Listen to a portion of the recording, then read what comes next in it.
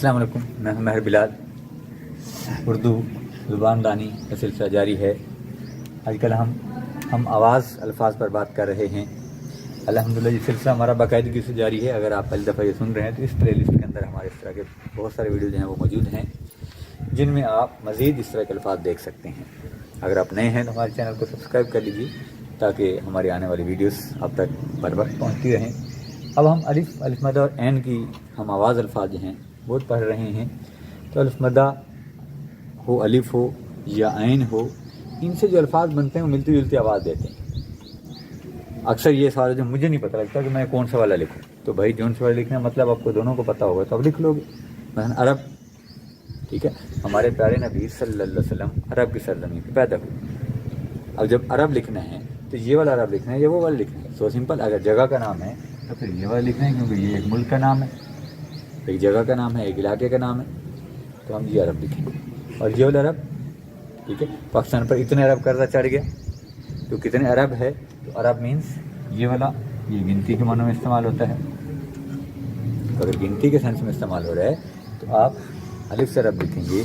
अगर मुल्क इलाके के सेंस में इस्तेमाल हो रहा है तो आप ऐन से अरब लिखेंगे। इससे हमारे पास अर्ज़ है, ठीक है, अर्ज़, ठीक है, अरज़, ये भी फ़र्क अलग अलग है। क्यों इसका था अर्ज़, अरज़, अर्ज़, अर्ज़, ये अलिफ और ऐन की दो तीन चीज़ें थी।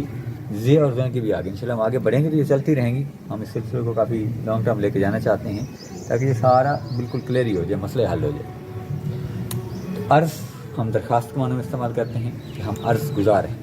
एक मतलब इनका ये होता है, अर्ज़ जो है दरख्वास्त के मानों में इस्तेमाल होता है कि हम अर्ज़ गुज़ार हैं, हमने प्रिंसिपल साहब के नाम अर्ज़ लिख दी। दूसरा जो है ये चौड़ाई के मानों में भी इस्तेमाल होता है, ठीक है। चौड़ाई के मानों में अर्ज़ुल बल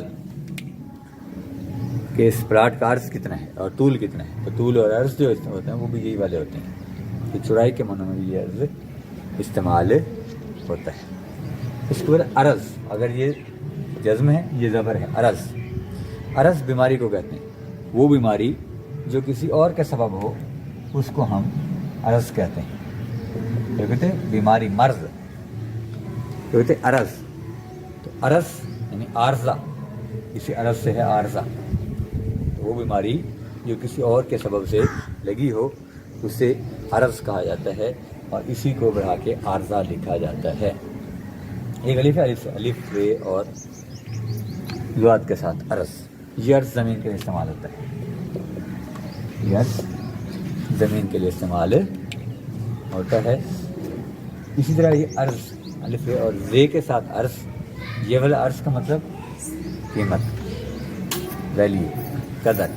हम कहते हैं कि वहाँ का खून अर्ज़ा है, आम है, तो इसको वक़्त नहीं लगी। ये वाला अर्ज़ का मतलब क्या होता है, कदर व कीमत।